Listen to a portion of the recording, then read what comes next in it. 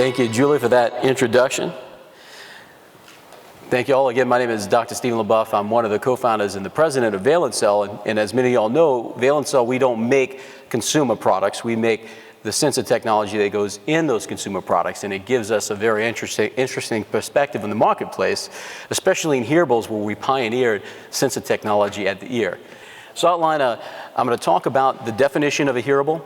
Then I'm going to talk about the key technologies driving hearables right now, and also the market forces driving hearables, current state of the market, what's going on now in the hearables market, and then also, if we have some time, also talk about some of the technical challenges.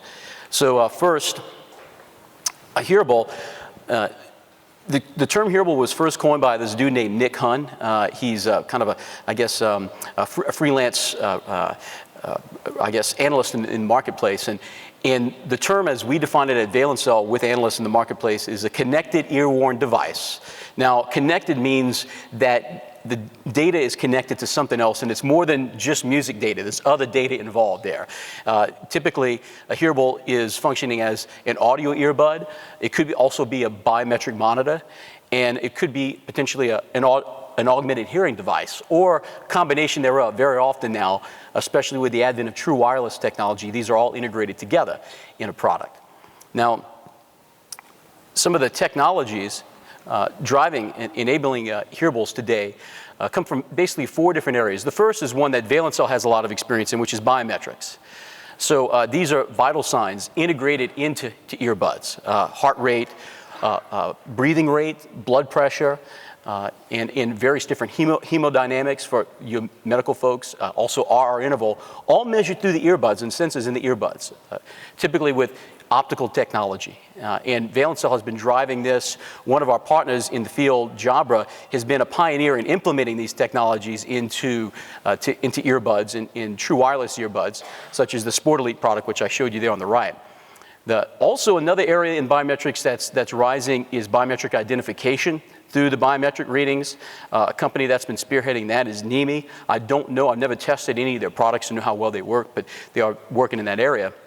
And the reason why this works out is, your ear is one of the best places in the body to measure biometrics, and you also have the use case of exercising, listening to music. So that connection of those two things together really makes it a strong case. The other thing is hearing enhancement, also called hearing augmentation, I've heard, depending on what company you talk to. This area is one that New Hera, for example, has been driving with a lot of their technology. Hearing enhancement can include things like active audio or acoustic noise cancellation. Bose, for example, a pioneer in this area. Pass-through or hear-through. I believe the New Hera products have this technology. And then also active listening, which was showcased in the New Hera product, where you can decide who you want to listen to and even decide what sounds you want to pick up from your own environment. Now, another area of technology is smart UI. So one of the things that's happening is audio is quickly becoming more of the next interface, I guess, in IoT platforms. Voice recognition, voice understanding, like with Alexa, for example, and Google Home. So voice control, Sony's been pioneering this area with a lot of their products. Intuitive motion control, this is where you would sense by someone's motion, like maybe nodding a head or swiping this way with your head, whether or not you're pushing through a page, for example, on your phone or anything like this. And then another one that's really at the very, very early stages is intuitive biometric control. And this is very early stage, but this is when the biometric readings in the earpiece can help the automated system, the artificial intelligence, understand what mood you're in and what case you're in, so it can better understand how to talk to you and when to talk to you, when you send you messages. And that's very early right now. No products in the marketplace have that today. And then the last thing is that, speaking to that, is the cloud-based AI. So one of the things that's happened now is with the advent of Alexa, with the advent of Google Home and these types of technologies, it's been more and more important to capture people's voice right. And you can do that better with a hearable than you can with just talking into a room, and it especially is useful if you're in a mobile environment. And so I believe that the technology that's coming to my mind now is, I believe, called Voice Genie, which some companies have started to, I think Blue Ant, for example, incorporates that into their headsets to kind of make Alexa go with you in the mobile world. So all these different technologies are really enabling this hearables category. Now, it turns out there's market forces at play here to make hearables what they are becoming today, And a lot of them are orthogonal, they're independent. Like, for example, one of the things is growth in biometric wearables. So growth in biometric wearables, that's about a 20 to 30% clip, growth rate. Now, that growth rate is based on, for hearables, what it means for hearables is that, like I mentioned before, people already exercise listening to music. So having a biometric monitor with you in your ear just kind of makes sense. And so that's helping hearables grow.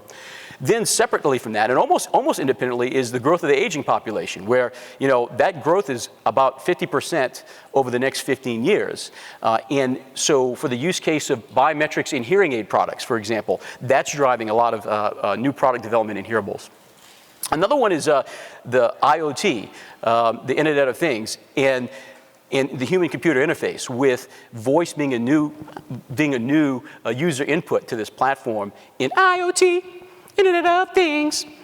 And that's growing at about 20% CAGR. Then there's the introduction of true wireless headphones, which, that's really revolutionized a lot of things now, because now you can have two earbuds not tethered together. And I don't know if you've ever been able to use a true wireless headphone when you're exercising, but it is like, paradise. It really is, not having that cable. I won't make any analogies here since it's all being video, but it's an awesome experience. And that market is growing at multiples, 300, 500%. Just in 2017, we're going to see this type of growth. And we know this because we know the products coming out that are using our technology and what their volume expectations are. But when you have a true wireless headset, it opens up all this real estate now to put other functionality inside of it, biometrics, intuitive controls, and that's driving hearables as well. And then the last thing is the jackless iPhone, where this could be greater than 10 million units. Apple deciding that they're not going to have a regular audio jack in the phone like back in the day, but rather have only wireless earbuds be able to communicate with this phone. Now suddenly you need wireless earphones in order to communicate with an iPhone, and that's also driving a lot of volume in hearables. Now, the marketplace itself today, snapshot today, I'm going to show you what it looks like today from kind of a pie chart perspective, and then also where it's growing. The top plot here, this red bulging circle, that is the headphone/earbuds market. On the bottom, the gray circles are the wearables market. So I've separated them out. Hearables being separate from wearables because people predominantly use hearables, or headphones rather, for listening to music, not biometrics. Well, that market in the ear, and this is aftermarket. So on the left side is the aftermarket sales, about 336 million units a year today. That's 3 times greater than the size of the wearables market. It's growing slower than wearables. It's growing at a 5% clip rather than a 20% clip, but it is much larger. This aftermarket headphone, if you consider bundling, then it's so ridiculous you can't even fit it in this slide. But for the aftermarket products, there's where it's at.